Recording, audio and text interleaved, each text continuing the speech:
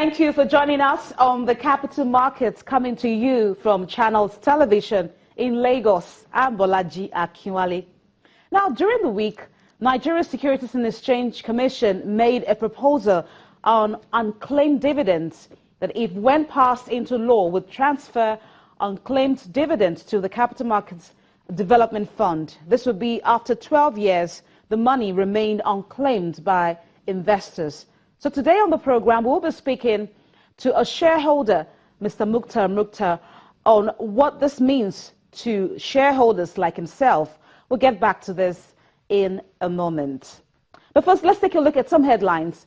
Japan says it will invest $30 billion to boost Africa's economic growth and infrastructure over the next 3 years.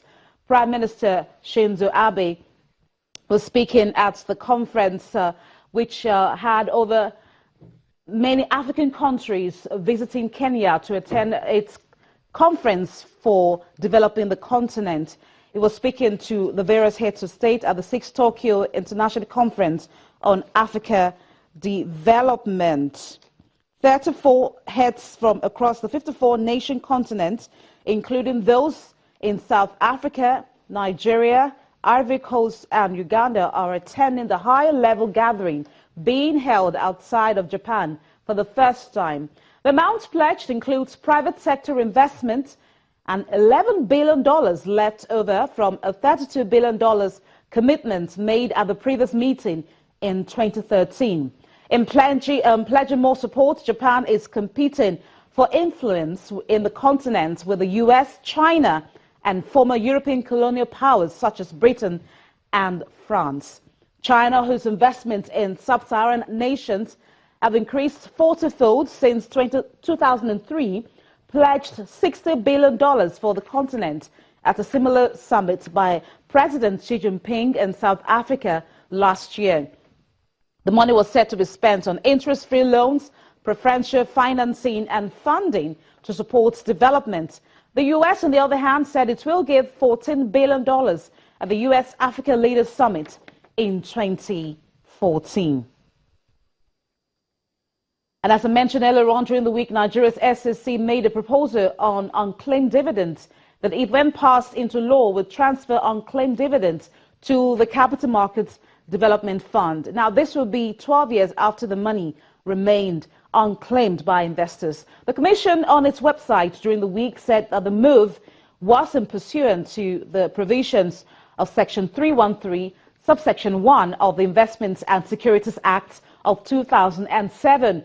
All companies and registrars shall not later than 30 days after the end of every calendar year forward to the Commission a report of unclaimed dividends in their custody, which shall specify compliance with the rule.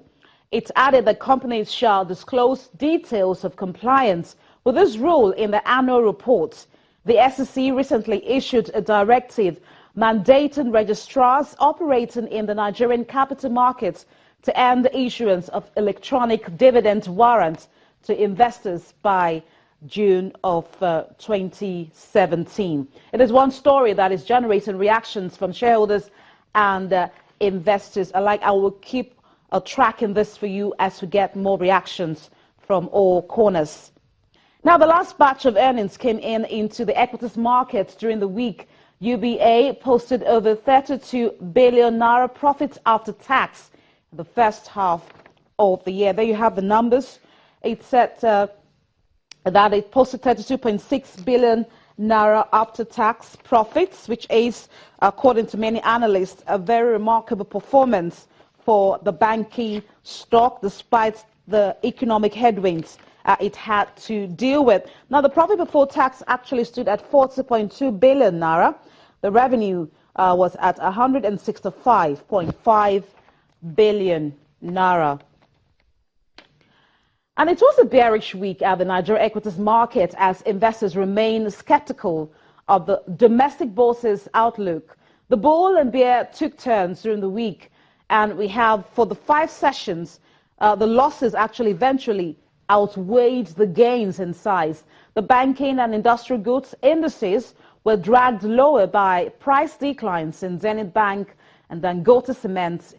The All-Share Index declined by 0.72% to 27,450.91, with a market's capitalization of about 9.4 trillion naira. Total volume traded fell by 18.08% to 1.12 billion shares, valued at 13.84 billion naira, and traded in 15,625 deals. The market breadth was negative, with 27 gainers against 23 losers. FCMB led the week's decliners with 14.92%, while Seplat was the top-most gainer with 14.58%.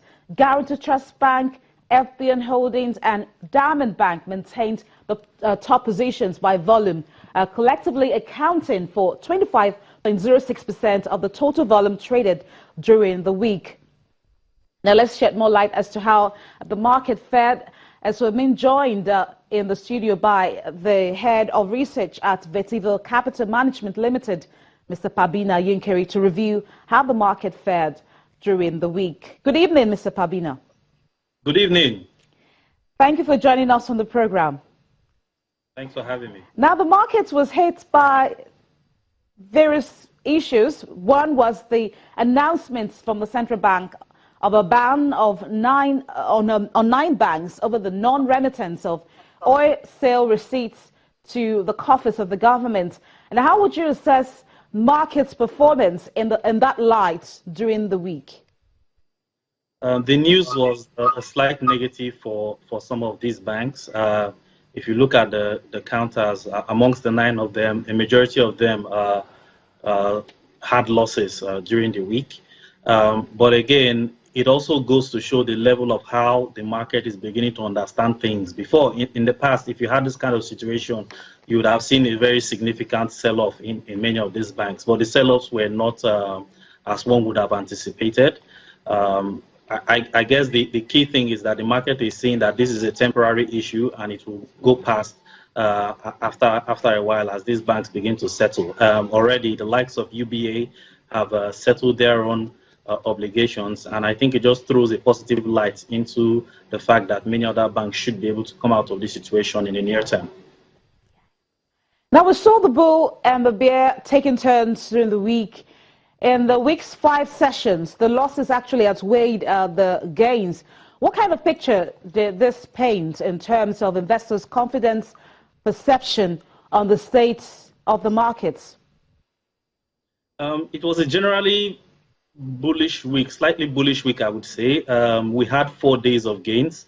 However, the 1 day of loss pretty much eroded the gains of the other 4 days. And if you look at the trading pattern, even in that day of loss, Thursday, you'll find that the market was heavily weighed down by a loss in Dangote. And remember, Dangote accounts for a sizable chunk of the market, close to about a third of the market capitalization. So if there is a fall in the Dangote price, it pretty much has a big impact on the market. But across the other sectors, there were gains. Across the banking sector, positive lights in the likes of Access Bank and GT Bank held that sector steady.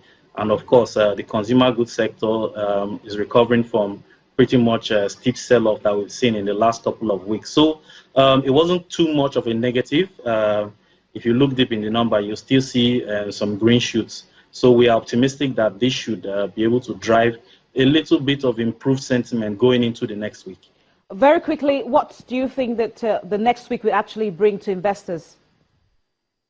I think the key things people will be looking out for is the economic data that should be released by the end of the month. By Wednesday, we expect to see Q2 GDP numbers.